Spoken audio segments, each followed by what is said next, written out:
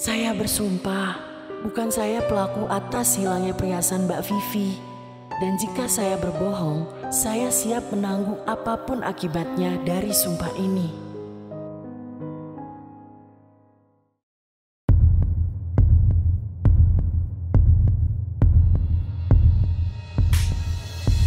Halo semuanya, kembali lagi di Lentera Malam bareng gue Jamal. Dan di segmen cerita horor kali ini, gue akan membawakan sebuah kisah tentang sumpah pocong yang sudah ditulis oleh tim Payung Hitam di akun Twitternya. Kisah ini dialami oleh narasumber bernama Naya, di mana ibunya memilih untuk melakukan sumpah pocong karena sudah dituduh mencuri sebuah perhiasan. Lalu apakah yang terjadi setelah ibunya melakukan sumpah pocong? Tonton videonya sampai habis. Dan tanpa basa-basi lagi, cerita horor dimulai.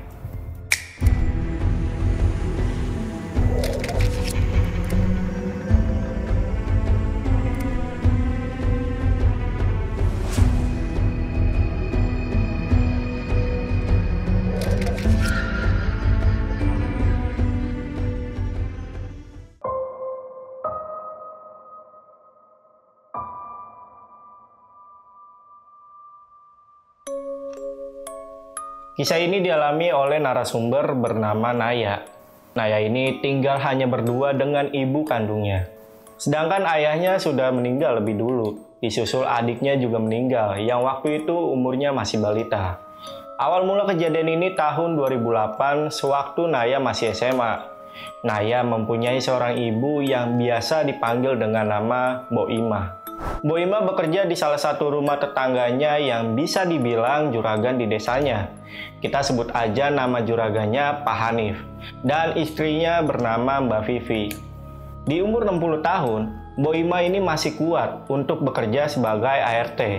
Seperti ART pada umumnya, Mbok Imah mengurus 3 anak Pak Hanif yang masih kecil-kecil, membersihkan rumah, mencuci baju, menyiapkan makanan, dan lain-lain.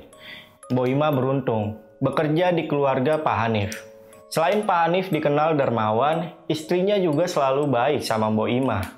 Beberapa pekerjaan Mbok Imah juga sering dibantu sama Mbak Vivi. Bahkan seringkali Mbok Imah ini datang pagi-pagi dan malah disuguhi sarapan oleh Mbak Vivi.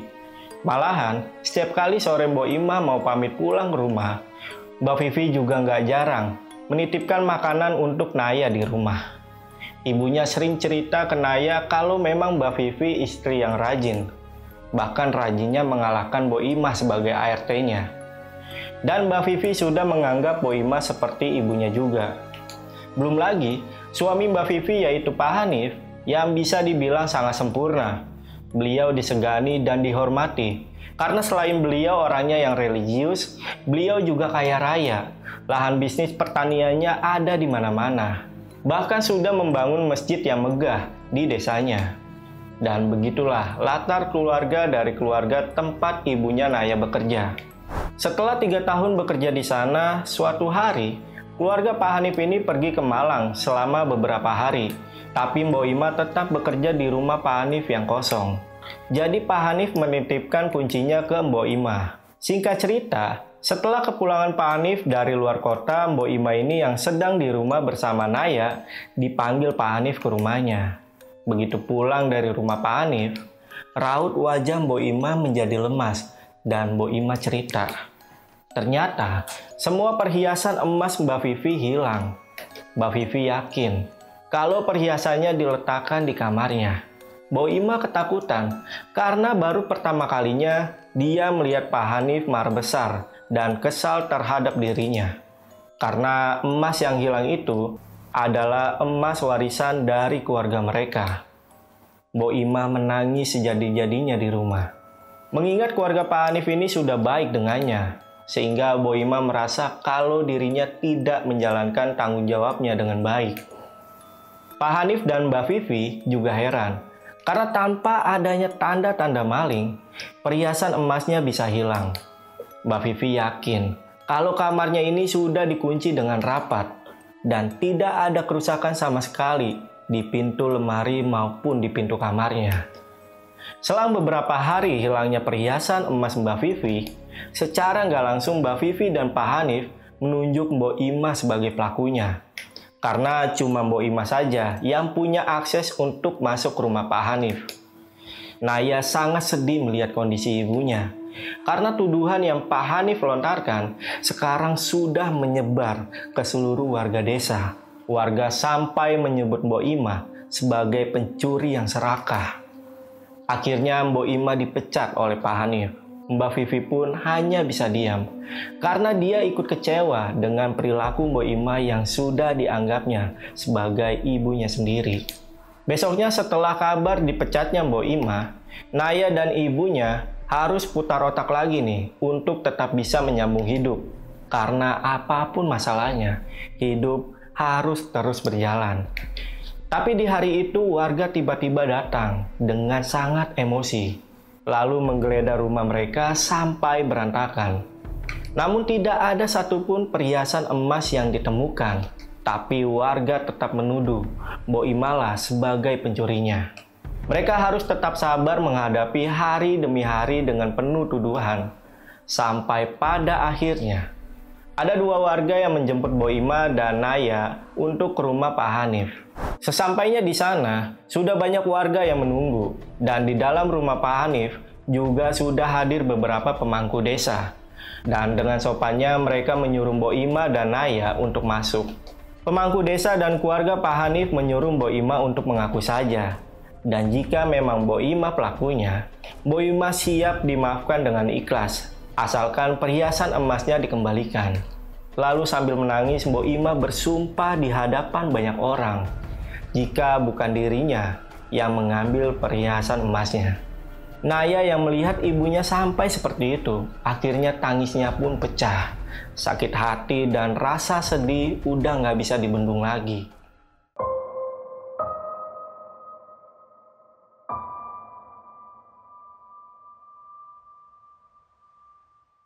Karena dari pertemuan ini nggak menemukan titik tengah, akhirnya Pak J sebagai penengah dari masalah ini mengusulkan supaya Mbok Ima melakukan sumpah pocong.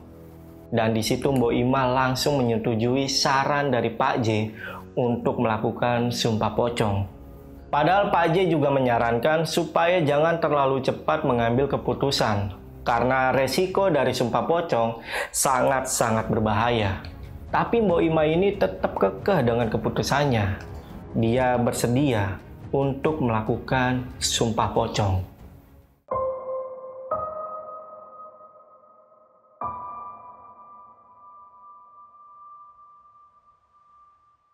Karena sudah ada kesepakatan, akhirnya semua warga yang ada di sana pulang ke rumah masing-masing. Nah, saat di jalan pulang, Naya sempat nanya nih ke ibunya soal sumpah pocong. Tapi ibunya bilang kalau itu cuma sumpah biasa dan gak ada resiko apapun. Setelah pulang dari rumah Pak Hanif, sorenya Mbak Vivi datang ke rumah hanya untuk meyakinkan Mbok Ima lagi. Bu, saya belum tahu secara pastinya siapa pelakunya. Saya juga nggak bisa menyebutkan kalau Mbok pelakunya. Tapi, mungkin Mbok bisa tahu di mana perhiasan itu dan siapa yang mencurinya. Saya bakal merahasiakan soal ini, termasuk dengan Mas Hanif. Yang penting perhiasan itu kembali dan pelakunya meminta maaf. Insya Allah, saya akan memaafkan. Mungkin terkait siapa pelakunya, kita bisa merahasiakannya. Dan saya bisa berbohong dengan Mas Hanif, saya siap demi kebaikan semua. Sebelum pulang, Mbak Vivi sempat memeluk Mbok Ima, berharap semua ini lekas menemukan jalan keluar. Nah, mulai disinilah Naya sudah mulai curiga dengan ibunya. Karena sikap ibunya yang kelihatan lebih panik dari sebelumnya.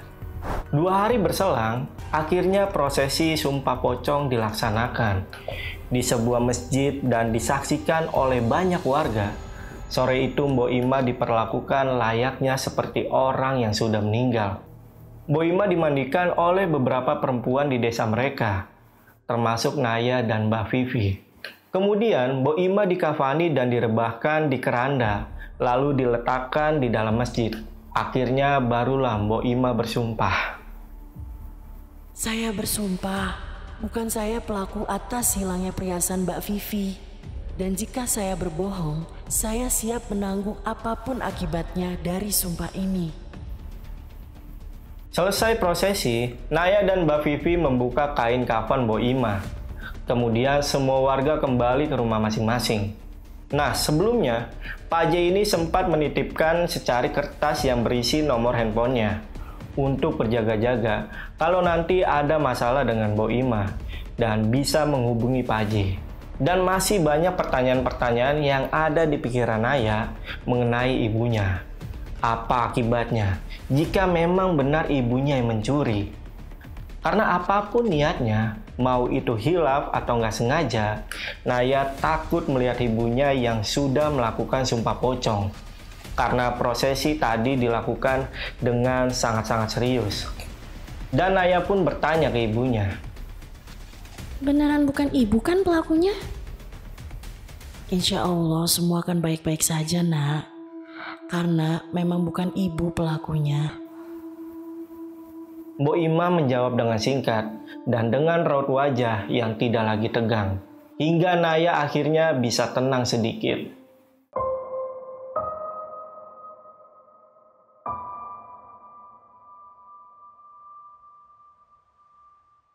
Setelah itu mereka merasa diasingkan oleh penduduk desa. Mbok Ima juga akhirnya mendapat pekerjaan baru untuk menyambung hidupnya. Dia bekerja di pabrik tahu dengan menjual tahu keliling ke desa-desa atau mengantar tahu ke pedagang pasar. Mbok Ima bekerja dari jam 6 pagi sampai jam 5 sore. Nah, setelah 2 minggu ibunya kerja di pabrik, ada satu kejadian yang tidak pernah terfikirkan oleh Naya. Suatu sore, Naya seperti biasa menunggu ibunya pulang. Tapi sampai jam 10 malam, ibunya belum juga pulang. Naya yang sudah semakin panik, akhirnya dia nyari kemanapun yang dia bisa. Naya pergi ke tempat pengepul tahu. Tapi dari kesaksian mereka bilang kalau Mbok Ima sudah setor uang hasil dagangannya dan sudah pulang. Lalu kemana Mbok Ima pergi?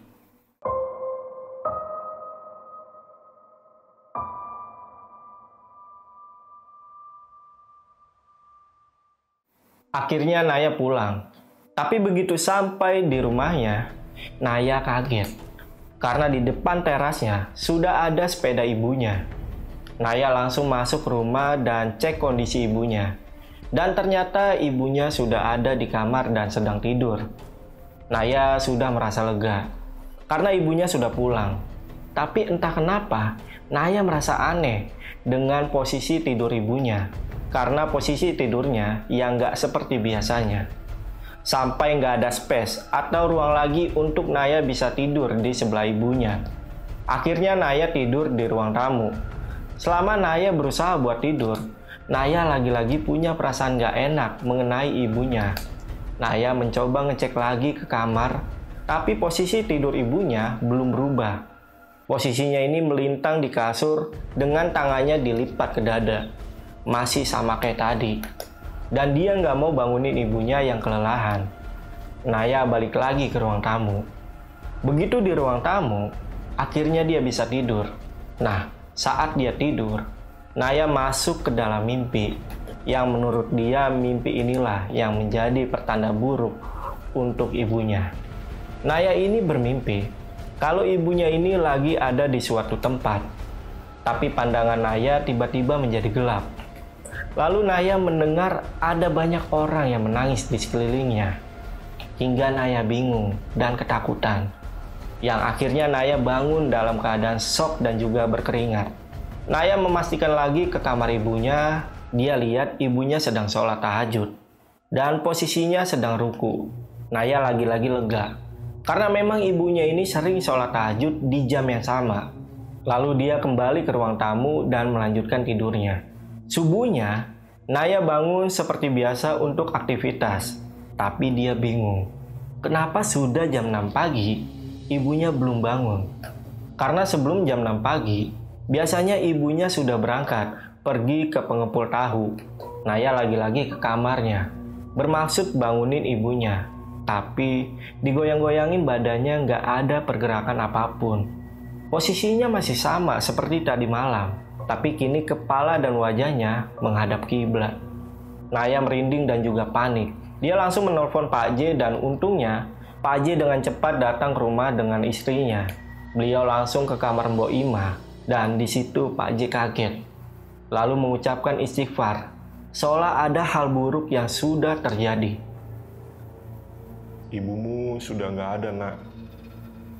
Mendengar hal itu, Naya pingsan. Dan siangnya, dia bangun dan sudah banyak orang di rumahnya.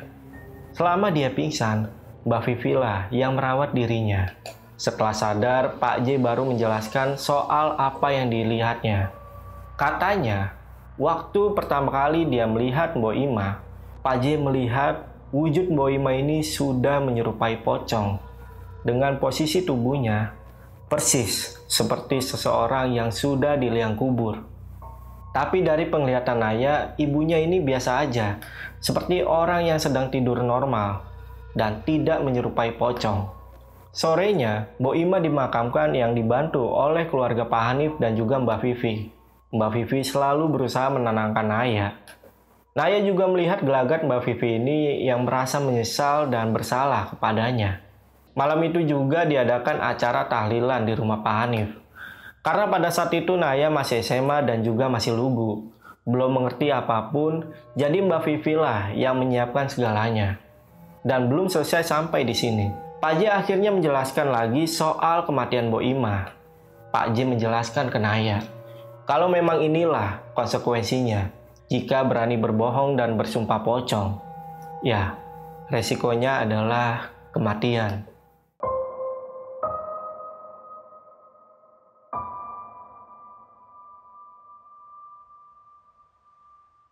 Naya masih nggak terima sama sekali kalau ibunya lah yang mencuri, bahkan berani berbohong.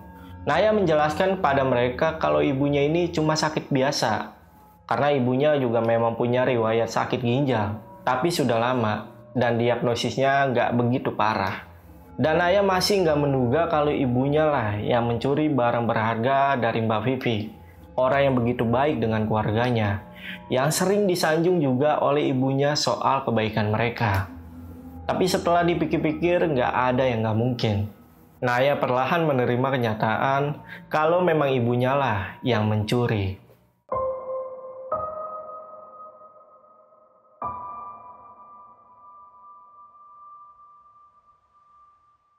Mbak Vivi juga akhirnya memaafkan dan lebih menyesal mengambil jalan nekat seperti itu. Hartanya yang gak seberapa, sampai harus menelan korban. Setelah kepergian Mbok Ima, Naya jadi sendirian dan dia hidup mandiri. Dia masih merasa kalau ibunya masih ada di sini. Wangi serimpi khas jenazah masih tercium di penjuru rumahnya. Beberapa hari kemudian, Naya seperti bertemu ibunya. Naya yakin kalau itu bukan mimpi, karena terlalu nyata baginya. Jadi saat dia lagi tidur di malam hari, Naya mendengar ibunya sambil mengelus rambutnya dan manggil. Dok, dok, dok. Kemudian Naya bangun dan dia kaget. Melihat di depannya ada sosok ibunya yang sedang sholat memakai mukena putih dengan posisi ruku di samping tempat tidurnya. Naya mengamati setiap gerakannya, tapi semakin dia mati, tubuhnya semakin lama semakin lemas dan juga gelap. Hingga akhirnya Naya pingsan.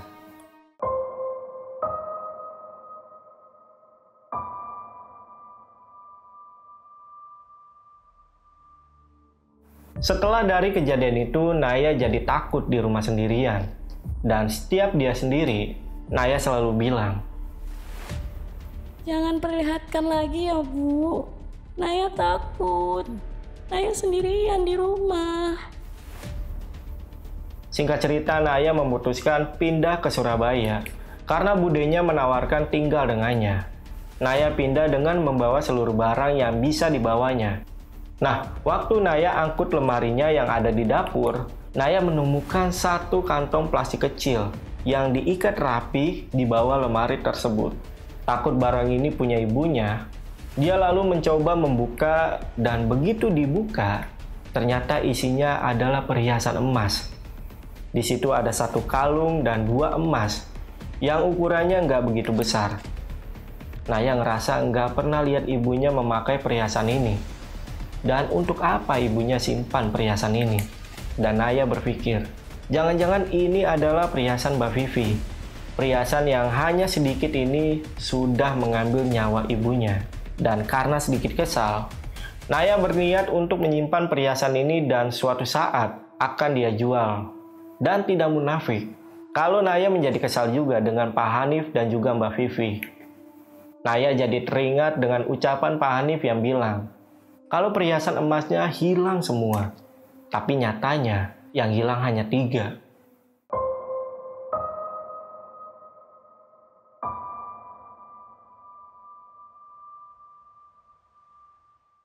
Singkat cerita, setelah kurang lebih setahun, Naya yang sudah pindah ke Surabaya di tempat budenya, akhirnya berpikir kalau perbuatan dia menyimpan emas milik Mbak Vivi adalah salah. Dia kemudian memutuskan ke rumah Mbak Vivi.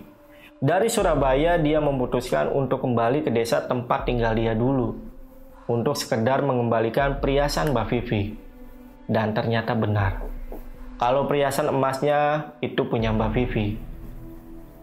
Ada lagi Mbak yang hilang. Siapa tahu ibuku sudah menjualnya. Nanti biar aku gantikan lagi. Gak perlu Naya, cuma ini aja kok yang hilang. Dan Naya masih kesal, sambil berkata dalam hatinya, Cuma ini dia bilang. Cuma ini yang membuat nyawa ibuku melayang. Mbak Vivi sempat menawarkan perhiasannya untuk disimpan sama Naya, tapi Naya menolak tawarannya. Karena Naya mau melupakan sakit hatinya dan ikhlas dengan kepergian ibunya, hingga akhirnya dia kembali lagi ke Surabaya.